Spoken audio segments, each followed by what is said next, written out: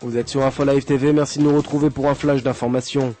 Les États-Unis auraient fourni à Israël des informations sur la défense syrienne avant que Tsahal ne mène son raid aérien en Syrie début septembre. C'est ce qu'affirme l'hebdomadaire américain Aviation Week dans son édition de mercredi. Ainsi, Washington aurait signalé à Jérusalem les talons d'Achille de la défense syrienne, ce qui a permis à Israël de paralyser électroniquement les radars syriens via un piratage informatique. Une nouvelle technique de combat à la pointe du développement en Israël. Et puis malgré les appels de pied de Washington en direction de Damas, la Syrie n'assistera pas à la conférence d'Annapolis, à moins d'une surprise diplomatique selon le journal Al-Hayat. Les autorités de Damas ne seraient pas satisfaites de la teneur du sommet qui n'abordera pas, semblerait-il, le dossier du Golan de manière directe. Le Liban commémore son indépendance aujourd'hui sur fond de crise profonde et d'anxiété, ce car le camp pro-syrien mené par le Hezbollah et les partis de la majorité ne parviennent pas à s'entendre autour du nom du futur président du pays du Cèdre, malgré les multiples médiations étrangères, dont notamment la française, l'américaine ou encore la russe.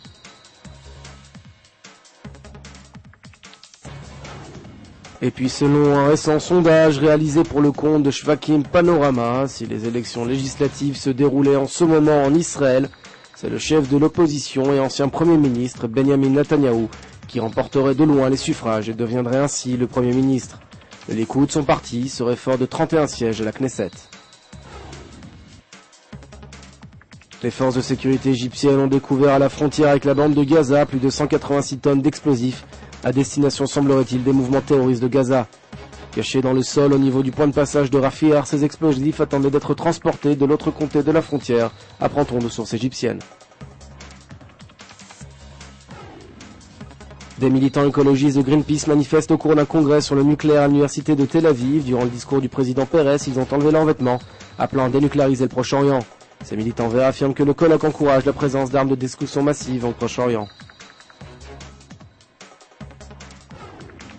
Votre programme sur InfoLive TV, c'est un document exceptionnel sur le redéploiement d'Al-Qaïda au Pakistan et en Afghanistan. C'est un document sur la police de Naplouse armée par Israël. Et un retour en images sur la visite de la présidente du Liberia dans la région.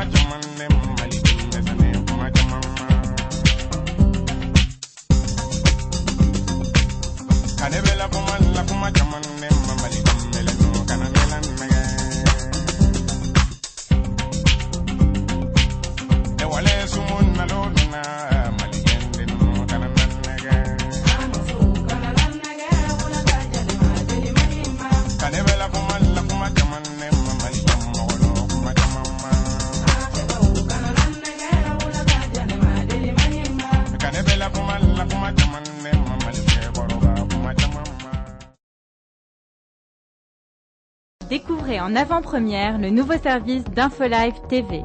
Recevez gratuitement chaque jour, en vidéo, les informations d'Israël et du Proche-Orient sur votre mobile. Pour vous abonner, entrez sur notre site www.infolive.tv et cliquez sur la bannière Service téléphone mobile.